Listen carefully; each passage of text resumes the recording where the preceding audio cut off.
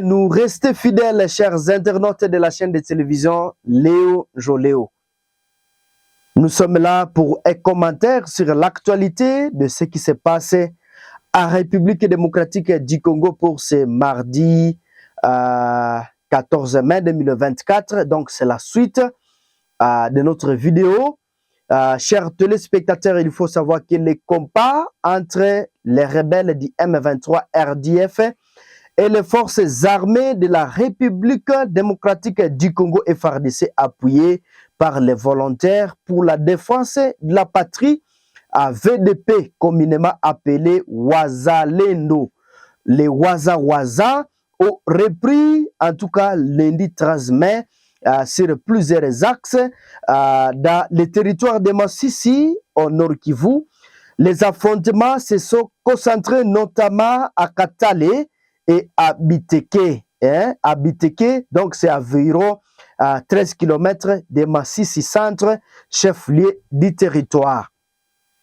Alors, chers internautes, il faut savoir que l'attention et déplacement massif de la population qui fuit en tout cas les combats entre les forces armées de la République démocratique du Congo et les terroristes du M23.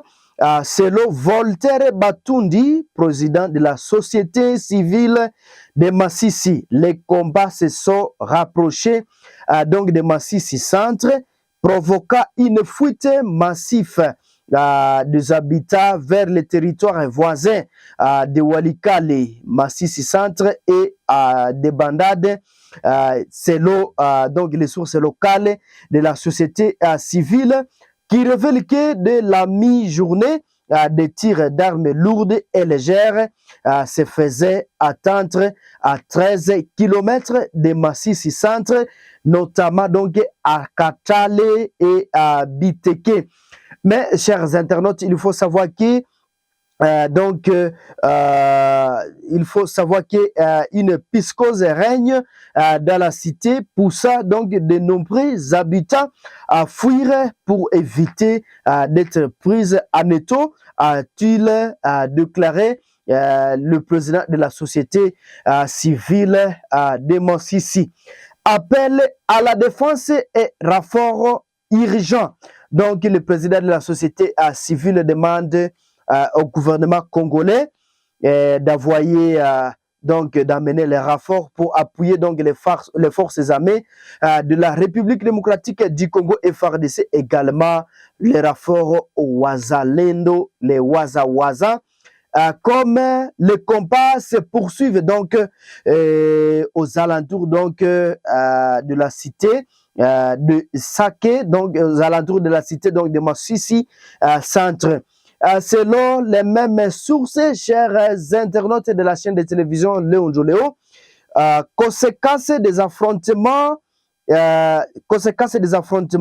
récents, donc les affrontements depuis le lundi.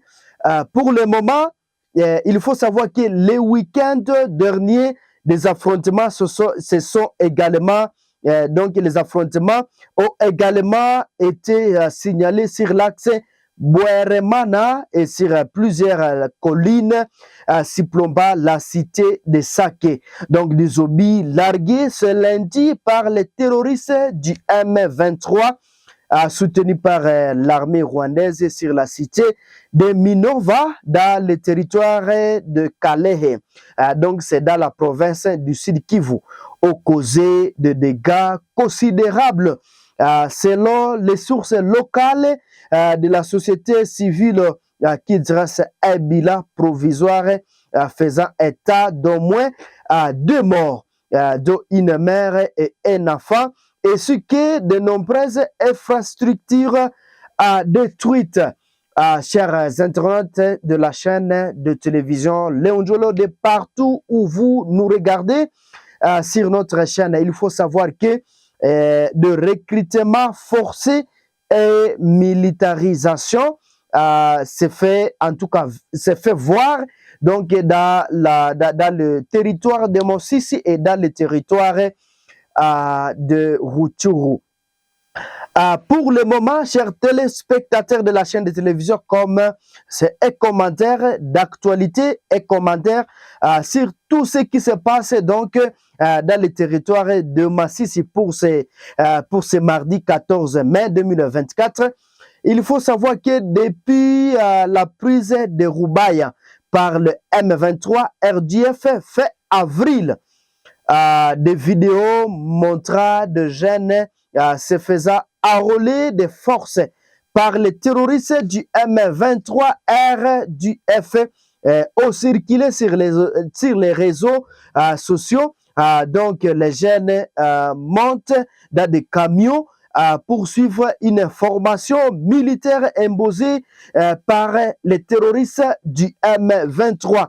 Ce recrutement, il faut savoir que ce recrutement est une manière d'échapper donc aux exécutions sommaires, car plus de 120 jeunes ont été tués lors donc de prise de Roubaïa, donc de la cité de Roubaïa, à confier une source locale. Il faut savoir que ces terroristes du M23 donc depuis la semaine passée, après qu'ils ont eu une défaite contre notre armée, les forces armées de la République démocratique du Congo, appuyées par le jeune résistant, les Waza.